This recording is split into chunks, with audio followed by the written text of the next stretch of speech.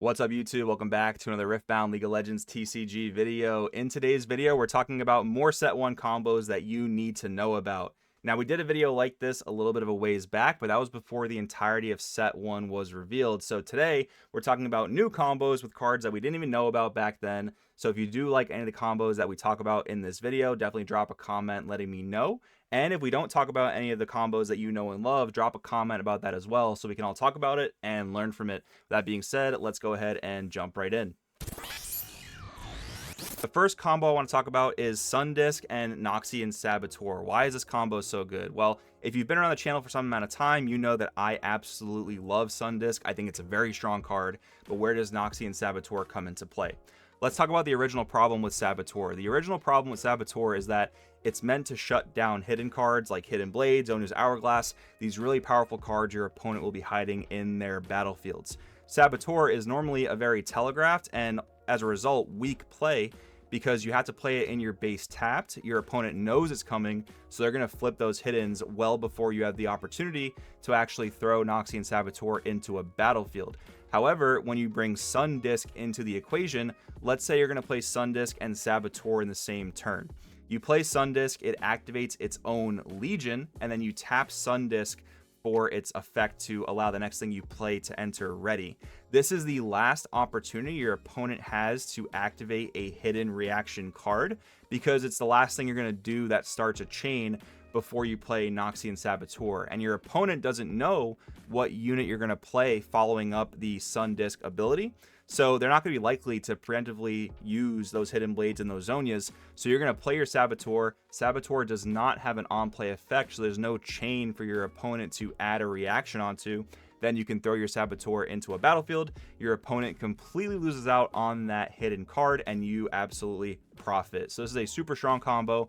I'm definitely going to be siding Saboteur in my red decks that I play Sundisk in. For the next combo, I want to talk about Convergent Mutation and Viktor. Now, Viktor is well known as a go wide token spam deck, and we all know how strong his signature spell Siphon Power is in those types of strategies. However, there are other Viktor builds that focus a bit more on going tall, which means playing bigger boss type units like Thousand Tail Watcher, Harness Dragon, things like that.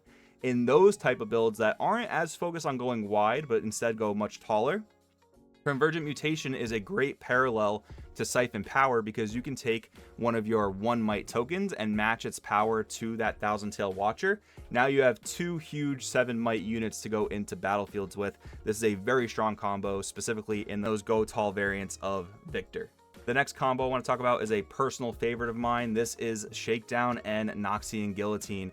Why I love this combo so much is because it just works so well in the Darius deck specifically. One of the biggest flaws, or one of the things that people hate on Shakedown the most for, is the fact that it gives your opponent the choice of how it resolves. But when you introduce that into the Darius equation, I personally don't care how you choose to resolve Shakedown. Honestly, I'd rather you let me draw 2 cards rather than kill your unit, because if you do that, I get to see 2 new cards from my deck, and then I can follow up with a Noxian Guillotine anyway and kill the unit I wanted to kill. The best part is Shakedown activates the Legion for Noxian Guillotine, so it's a perfect combo. If you let me kill your unit with Shakedown, I can use my runes to play something else, play a unit, gain more board presence.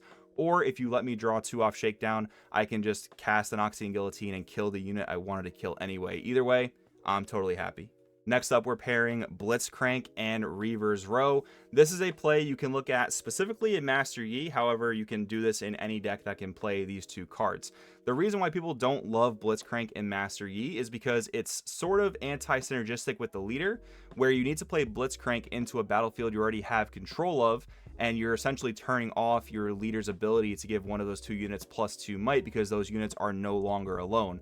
However, with Blitzcrank pulling an enemy unit in, it is going to be treated as an attacker. You're going to be treated as a defender. So Reaver's Row is going to proc to allow you to retreat one of your units. And in that case, Master Yi's ability to give one of those units +2 is going to be turned back on. So the best case scenario with this is play Blitzcrank into a battlefield you control, pull the unit in, Reaver's Robe, put back your smaller unit into your base. Now Blitzcrank is going to be a 7 on his own, which is definitely powerful. Now competitively, this is not a play you need to do in Master Yi for it to be good. Blitzcrank is just such an insane card that it's kind of okay that it's a little anti-synergistic with the leader, but if you are worried about it, this is a pretty cool combo you can string together to do exactly this. Next up, we're talking about White Flame Protector and Charm. This is something that I picked up from the finals of the first ever Riftbound regional. This is a really cool play because normally you think about White Flame Protector buffing a unit in your base and then going to swing over anything in a battlefield that you want for the most part. But you can also use this a little bit more defensively, where you play White Flame Protector to buff a unit you already have in a battlefield and then charm up that unit. That unit that you just buffed is probably going to be 10, 11 might. That unit you charm up, no matter how big it is, even if it's like a 1,000-tail Watcher, is probably going to die to that combo. So very strong combo you can use a little bit more defensively rather than White Flame Protector's typical offensive capabilities. The next combo is Energy Conduit plus Time Warp. Now, normally when you resolve a card like Time Warp, you typically are not going to have enough runes to play another Time Warp on the following turn because it costs 10, you have to recycle 4. That's going to put you in a spot where you're probably not going to be able to resolve another Time Warp the following turn if you wanted to.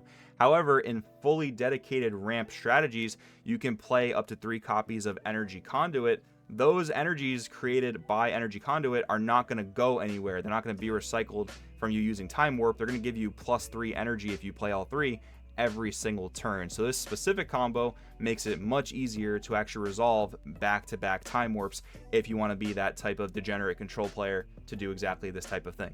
Our next combo is probably going to prove to be really strong in the Riftbound meta at some point or another. This is Ride the Wind plus Vi or Orange Sett in specifically the MF deck. The reason this combo works so well is because you have a unit with ganking in either case. Vi, of course, intrinsically has ganking. Sett gains ganking from the MF leader. Ride the Wind lets you move the unit and ready it. So you'll move the unit into a battlefield. Vi and Sett both have the ability to gain insane amounts of might, so you win the battle in whatever battlefield you initially move to, and the unit gets switched to active as a result of Ride the Wind, and both the units have ganking, so they can move over to the other battlefield to take those over as well. This is a really strong way to just win the game if you're on 6 points with a number of might that your opponent just can't deal with. So really strong combo to know about for sure. The next combo I want to talk about is one that calls back a little bit to the combo from the first video, but this time it's going to be Iron Ballista and Warwick. So many people already know about the Flurry of Blades plus Warwick combo where you can clear out an entire battlefield as long as you can resolve both of those effects, but this is a combination of cards that works in 2 different colors, red and orange, and Iron Ballista is pretty cool because it stays on the board for the rest of the game unless your opponent has some sort of gear removal. So for as many times you draw Warwick or are able to reuse Warwick's effect in one way or another, you can just tap the Iron Ballista in your base and then go in and clear out a unit that might be way too big for Warwick to deal with naturally. Now this is only playable in Volibear at the moment, but I think this is going to be a combo we're going to want to keep an eye on when other less archetype based leaders come out in the future.